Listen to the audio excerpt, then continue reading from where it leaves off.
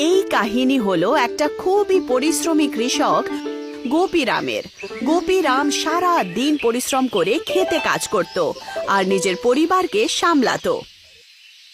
এই যে রাধা, শুনতে পাচ্ছ? হ্যাঁ বলো গো। বাহ, আজ তো তুমি খুব খুশি মনে হচ্ছে। শোনো রাধা, আরে খুশি হব না কেন? ব্যাপারটাই তো সেরকম হয়েছে। আমি আজকে যে ঋণ দিয়েছিল তার সাথে কথা বলেছি, আমাদের ঋণ দেওয়ার জন্য প্রস্তুত আছে উনি। কি সত্যি? হ্যাঁ, আর আমাদের গ্রামের শহর থেকে যে লোকজন এসছে না, নতুন ঠিকাদার, ওর সাথে কথা বলে নিয়েছি বাড়ি তৈরি করার জন্য। কি শহরের ঠিকাদারের কাছে? হ্যাঁ, কিন্তু এ কি, তোমার মুখটা দেখে এরকম চিন্তিত লাগছে কেন? হ্যাঁ, আমি গ্রামে শুনেছি যে ওই ঠিকাদার খুব মিথ্যেবাদী, শহরে অনেক লোককে ঠকিয়েছে গো। সেই জন্যই তো সে অনেক মাস ধরে গ্রামে লুকিয়ে আছে। আরে রাধা, তুমিও না, কে কি বলছে এত বিশ্বাস করো কেন? আরে গ্রামের লোকেরা কখনো ওর সাথে ভালো করে তো কথাই বলেনি, আর ওর সাথে আজে বাজে গুজব ছড়ায়।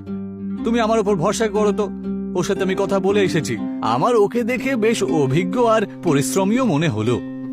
যদি তোমার সব ঠিক মনে হয় তাহলে কোনো ব্যাপার না গো।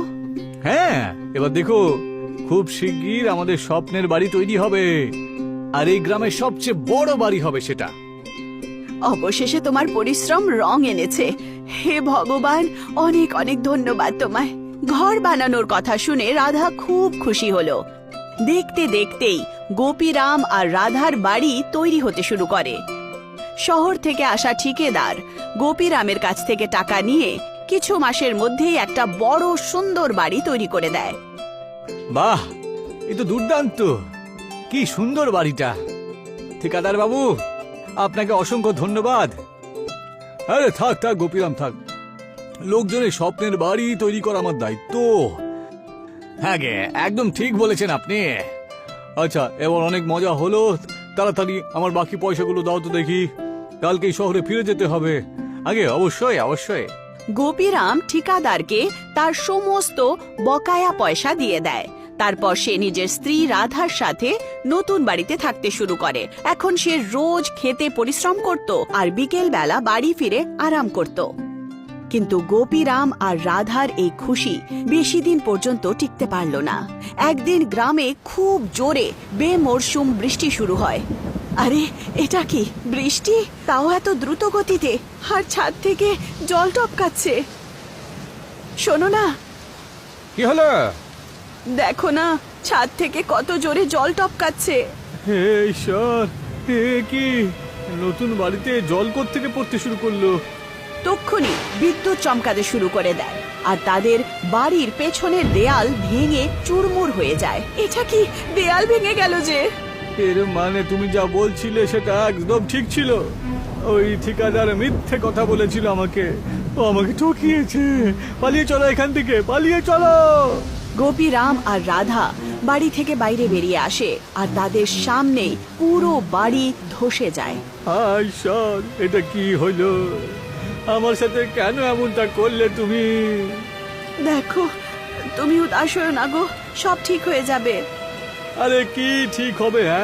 আমাদের তৈরি করা বাড়ি নষ্ট হয়ে গেল, আমরা পথে বসলুম। দেখো, তুমি সাহস রাখো, সব ঠিক হবে তো। বিচারে গোপীরাম আর রাধা একই মুহূর্তে তাদের সংসার ভেঙে পড়ে।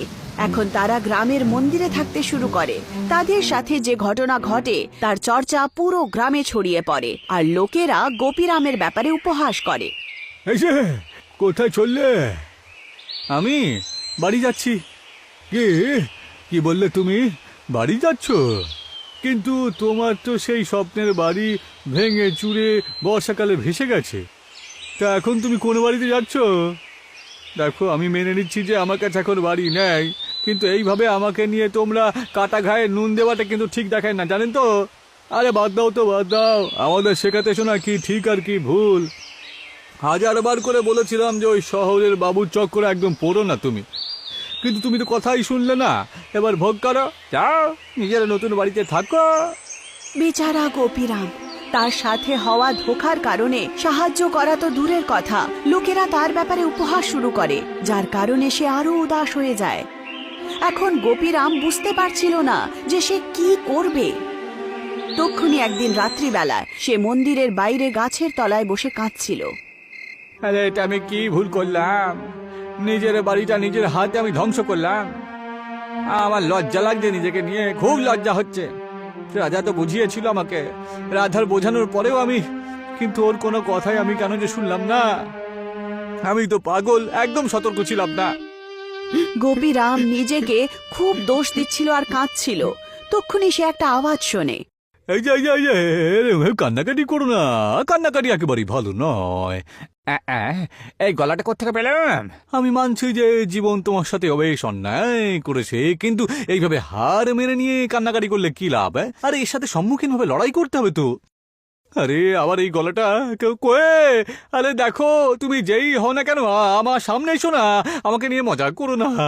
আমি আর কারোর জালে ফাঁসতে চাই না। হ্যাঁ, সেই জন্য আমার সামনে এসো তো বাবা। আরে এটা কোনো জাল নয় তোমাকে ফাঁসানোর, বরং আমি তোমাকে সাহায্য করতে চাইছি। সাহায্য?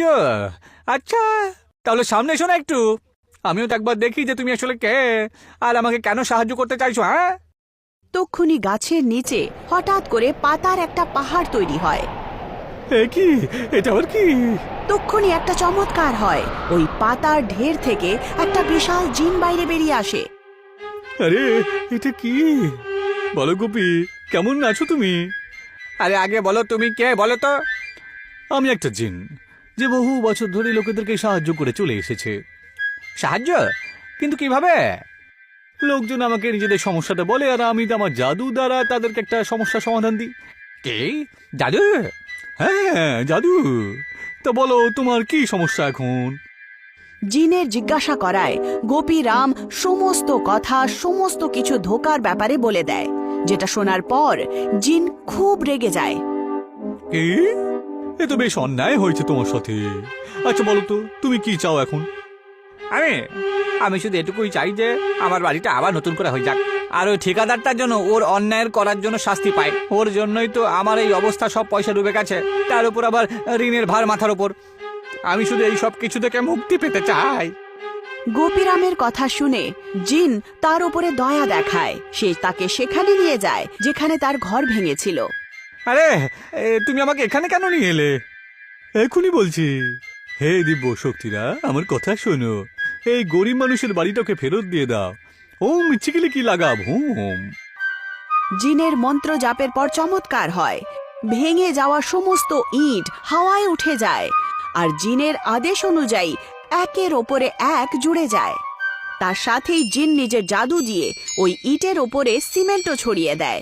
তারপর নারকেলের গাছের পাতা দিয়ে ছাদ তৈরি করে আর সেই চার দেয়ালের ওপরে লাগিয়ে পুরো বাড়ি তৈরি করে দেয়। দেখতে দেখতেই সকাল হয়ে যায় আর গোপীরামের সামনে ঠিক সেই রকমই একটা বাড়ি তৈরি হলো, যেরকমটা সে চাইছিল।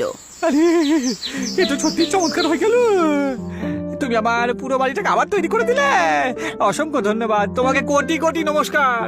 সূর্যের কিরণের মতন আমার নতুন সংসার আবার শুরু করে দিলে গো। আরে আরে আরে তুমি এতেই খুশি হয়ে গেলে? একটু থামো, তোমার জন্য আরো একটা আশ্চর্যজনক ব্যাপার রয়েছে। তক্ষুনি জিন জোরে জোরে তালি বাজায় আর সত্যি চমৎকার হয়ে যায়। জিন সেই শহরের ঠিকাদারকে নিজের জাদু দিয়ে গোপীরামের সামনে এনে দাঁড় করিয়ে দেয়। গোপীরাম দেখতে পায় যে ঠিকাদার একটা বিছানায় শুয়ে আছে। আস্তে আস্তে তার জ্ঞান ফেরে আর সে দেখতে পায় যে গোপীরাম তার সামনেই দাঁড়িয়ে আছে। আমি কোথায় চলে এলাম? এ কি? আমি এখানে এখানে কি করে এলাম? আমি তো শহরে ছিলাম। এই বিছানাটা এখানে কি কোত্থেকে চলে এলো? এই সব কিছু আমার জাদুর কামাল। এবার তুমি শিগগির গোপীর সাথে যা অন্যায় করেছো তার জন্য ক্ষমা চাও, নয়তো তুমি এক্ষুনি তুমি এখানে রয়েছো। কিন্তু তুমি যদি নিজের অন্যায় স্বীকার করে না নাও, তাহলে আমি তোমাকে ওখানে পাঠিয়ে দেবো যেখান থেকে আর কখনো ফিরে আসা যায় না। জিনের ধমকি পেয়ে ভয় পেয়ে ঠিকাদার সোজা থানায় যায় আর নিজেকে পুলিশের হাবালায় করে দেয়। তার সাথেই সে গোপীরামের সমস্ত পয়সাও ফিরিয়ে দেয়, যা দিয়ে গোপীরাম নিজের সমস্ত ঋণ চুকিয়ে দেয়। এখন সে আর রাধা খুশি খুশি নিজের নতুন বাড়িতে থাকতে শুরু করে, যেখানে আবার ভালোবাসা, শান্তি আর আশার বসবাস ছিল।